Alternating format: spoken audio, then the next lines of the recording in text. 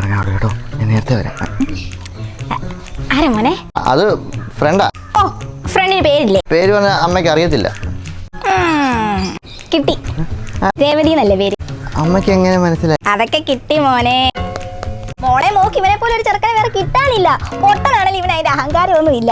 മേസ്ത്രി വെച്ച് നിക്കറ അപ്പിയിട്ട കഥ നോക്കറിയാവോ? അയ്യോ, ഞാനത് പറഞ്ഞു തരാം. ഇവനെ വൈകിട്ട് പുറത്തിറങ്ങാൻ പേടിയാ. ഇവൻ അവർ ദേശക്കാരെ വന്നേക്കുന്നത്. ഇനി വിളിക്കണേ, അമ്മയുടെ നമ്പർ തരാം. നീ രേവൂസിനെ തേര് പറഞ്ഞോ? രേവൂസോ? പറഞ്ഞോളൂ.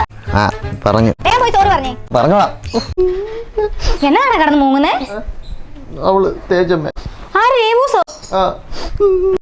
അയ്യോ, ആദ്യമായിട്ട് സങ്കടം ആരോട് പറയും.